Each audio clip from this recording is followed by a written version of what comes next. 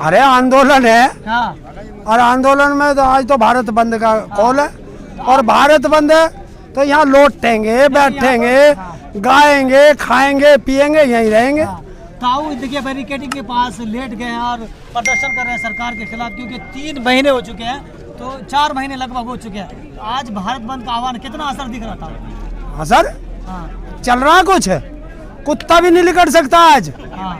हाँ, ambulance emergency सेवा के अलावा आज निकाल दे। और कोई बीजेपी का आरएसएस का कुत्ता हो तो भेज देंगे को, आज उसे ही देख ले। लेकिन ताऊ लोग जो दिल्ली के लोग हैं वो कह रहे हैं कि ये रोड जाम कर पब्लिक को परेशान सिर्फ किया जा रहा है। उन दिल्ली के लोगों से मैं अनुरोध करता हूँ कि आपको पता है हम लोग किसके लिए लड़ रहे हैं? जब 150 रुपये किलो का अनाज वो खा लेंगे, नहीं खा सकते, तो हम उनके लिए भी लड़ रहे हैं। अरे तुमको इस झांसा राम ने 1 साल घरों में कैद कर दिया, तब तुम्हें जोर नहीं पड़ा।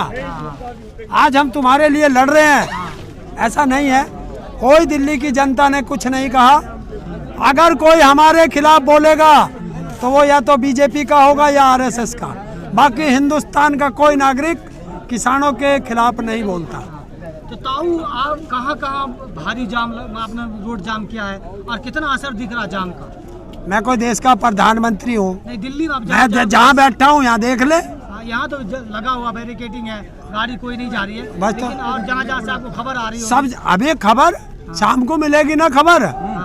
पूरे देश में सबने अपने आप करा, हमने कोई जबरदस्ती कहीं नहीं किया। सबसे अपील करी थी कि अगर तुम देश प्रेमी हो तो अपने आप एक दिन के लिए बंद कर लेना। तो बैंकों में, LIC में, रेलवे में, ट्रांसपोर्ट में, स्कूलों में, व्यापारियों ने सबने अपना अपना सहयोग कर रखा। और जो जो सहयोग कर रहे हैं सबका धन्यवाद।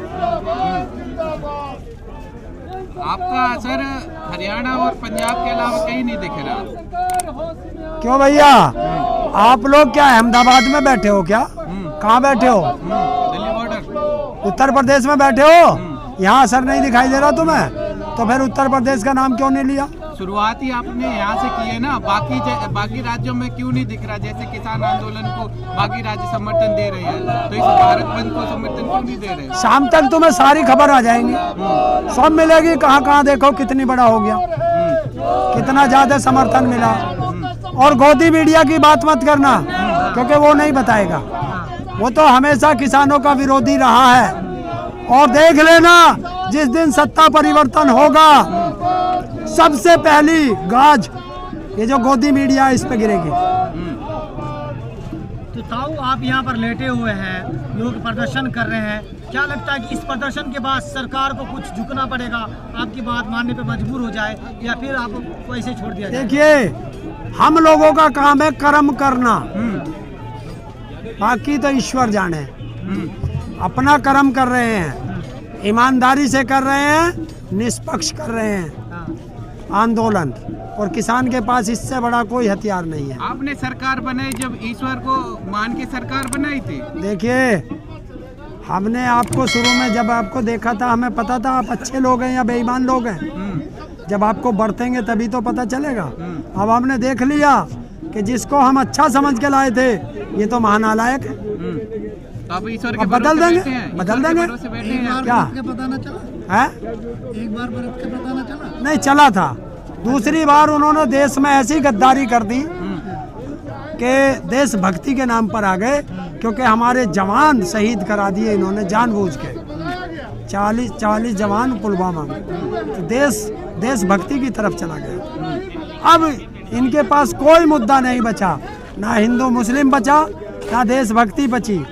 तो अब इनका पता चल गया, बदल देगी सरकार। लेकिन ताऊ ये मार्च का महीना है, कोरोना की बात कही जा रही है, अब जून आएगा, जून में आप इस धूप में लेटे हुए हैं, अब जून आने वाला, जून में कैसे आप सह पाएंगे इस प्रदर्शन को? देखिए, किसान के लिए ना गर्मी होती है, ना सर्दी, ना बरसात।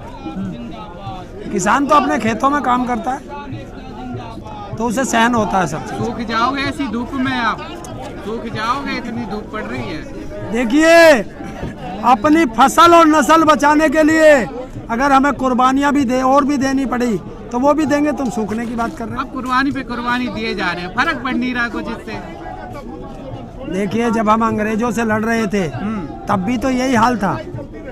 हमारे लाखों से ज्यादा देशभक्तों ने कुर्बानियां दी थी, बाद में आज़ादी मिली और आज भी उनकी आत्माएं रोती होंगी, क्या हमने ऐसे इस आज़ादी के लिए कुर्बानी दी थी। नहीं तो वो गुलाम में जो हिंदुस्तानी लोग थे वो गुलामी में थे, इसलिए अंग्रेजों के लिए अब जद्दोजहद किया। आप कौन सी गुलामी में है जो इतना क्यों भाई, आज गुलाम नहीं है देश, आज तो उससे भी ज्यादा गुलाम है। आज आरएसएस के और बीजेपी के गुलाम हमारा देश है, हमें उससे आज़ादी दिलवानी है। तो इस आज़ादी के लिए भी हमें एक क्रांति की लड़ाई और शुरू करनी है और वो शुरू हो चुकी है। आप कह रहे हैं गुलामी की बात कि हम मोदी या बीजेपी से गुलाम है। जो बीजेपी भक्त है, मोदी भक्त है, वो तो अपने आप को आज़ाद बोलते हैं हम भक्त हैं और हम देश हित में काम कर रहे हैं, देश हित में काम कर रहे हैं मोदी जी। हाँ बिल्कुल, देश हित में है। सारा देश बेच दिया, बचा क्या? देश बेचने के लिए रखा था या देश चलाने के लिए प्रधानमंत्री चुना था? पीएम मोदी ने कह दिया है कि जो निजीकरण का फैसला है मैं अडग हूँ, मैं रुका रहूंगा, उस फैसले से पीछे नहीं हटूंगा।